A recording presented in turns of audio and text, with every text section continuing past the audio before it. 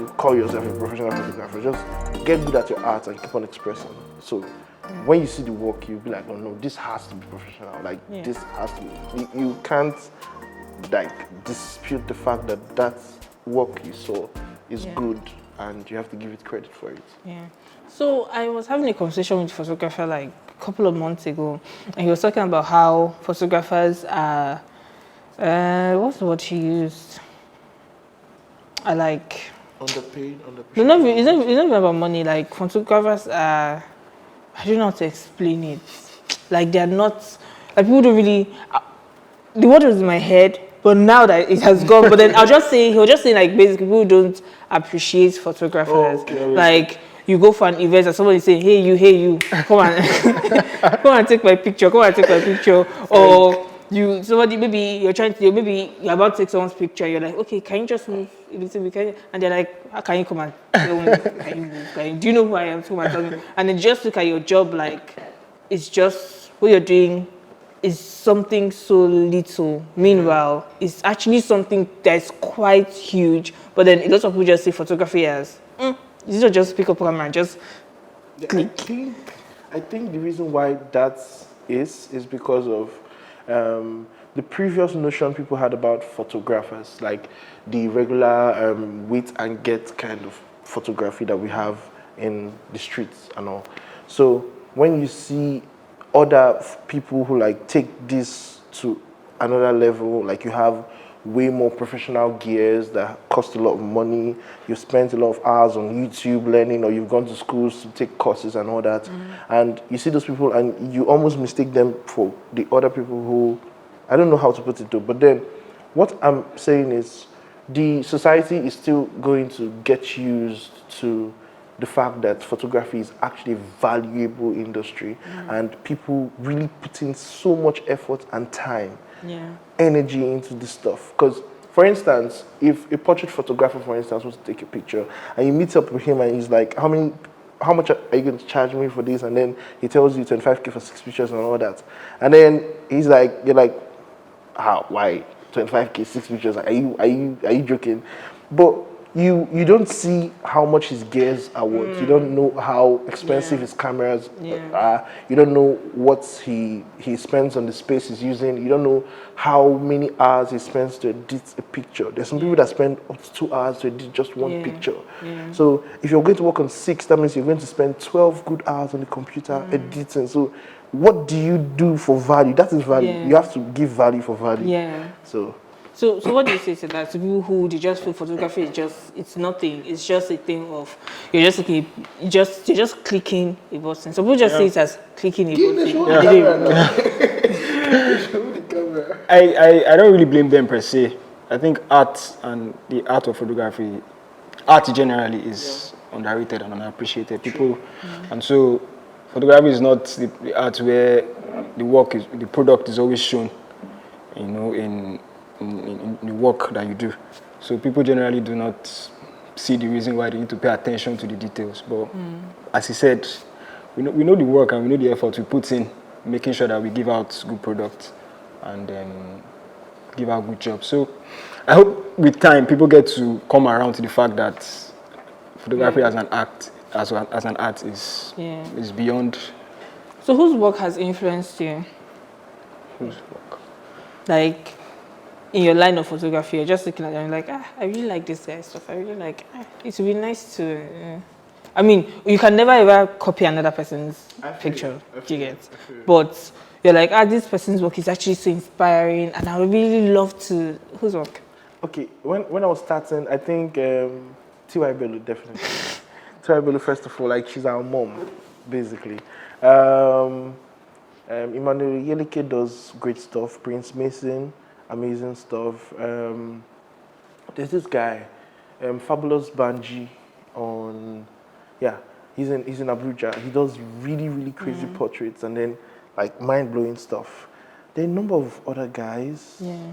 But like when I started learning, I didn't really focus on one person's like art and then was studying the person or like watching what the person does and all those kind of things, because I was trying my best to separate my creative space so that I would have some sort of originality to what I do. So I learn from like the process of getting it done, but the creative direction and the creative line of everything, I try to internalize it inside myself before I express.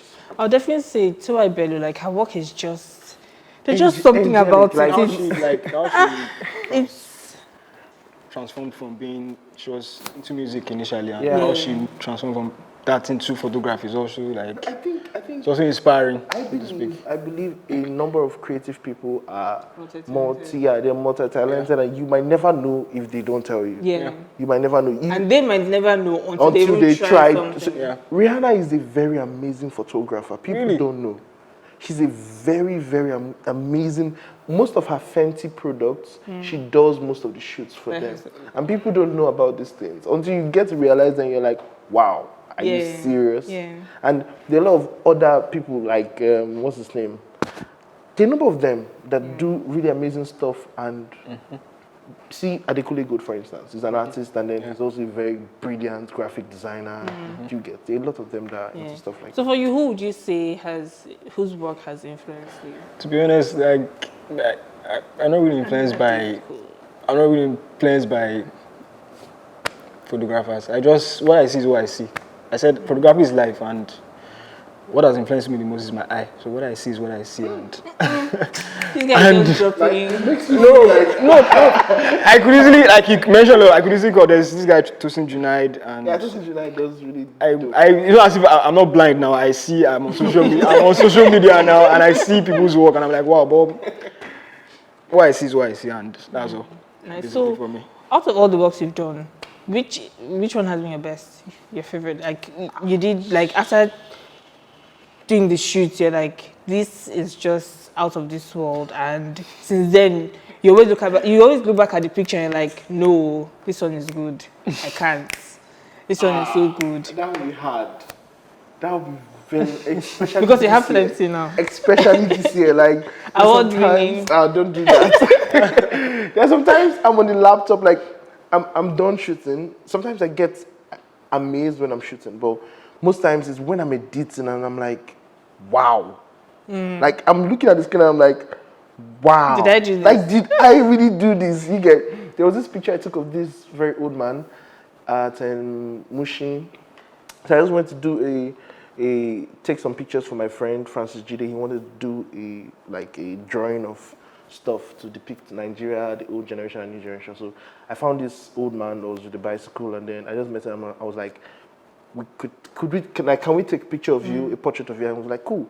And when I took the portrait, he later got to tell us that he was a drummer for Fela, this one and that one, and he used to be this one. And I was like, okay, that's nice. When I got back and I was editing the picture, You were just like, the picture was crazy. The expression in his eyes, like every single thing that just exuded from that picture was mad. yeah. And a couple of other works, like I really can't tell. So for you, I think we have the same experience basically. The best shoot I ever had was not really a shoot, it was impromptu though.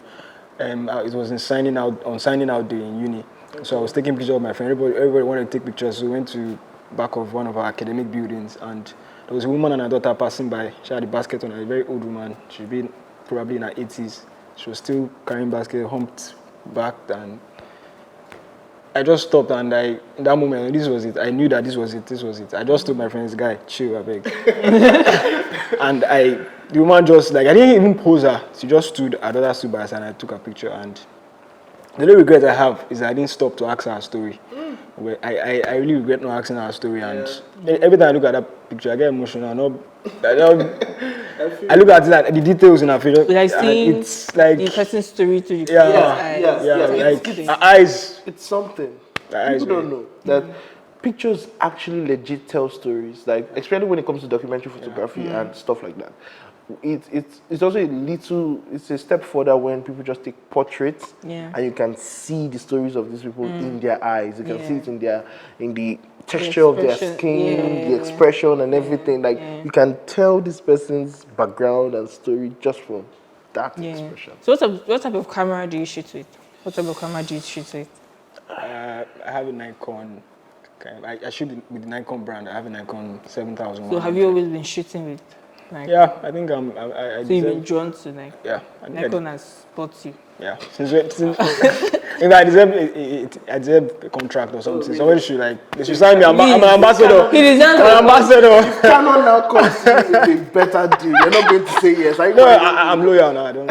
Oh, really? I've had 3 cameras in my lifetime, and all have been Nikon. And So do you see yourself switching to another? Or why are you even drawn to Nikon?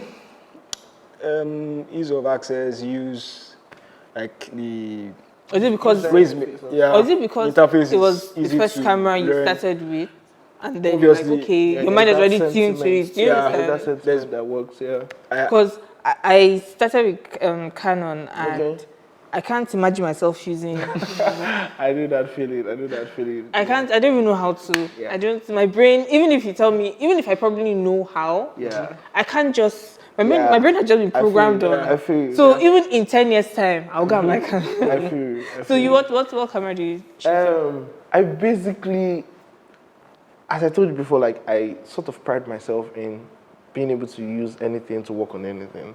So I started with the Fujifilm. That's that gig. That the first time I held a what they call it, an actual camera and all that. But I use Canon, I use Nikon, I use anything my hands can lay, like I can lay my hands on. Currently, I'm obsessed with Canon 5D Mark III because like I'm looking So for for now, you ways. use a Canon. Yeah, a Canon. Yeah. Nice. So what tools do you use? What software do you use to do your pictures? Photoshop, Adobe Photoshop, and Lightroom. Sometimes I could use some Picasa for some kind of extra creative stuff, or I also use Capture One. Yeah, Capture One. Okay.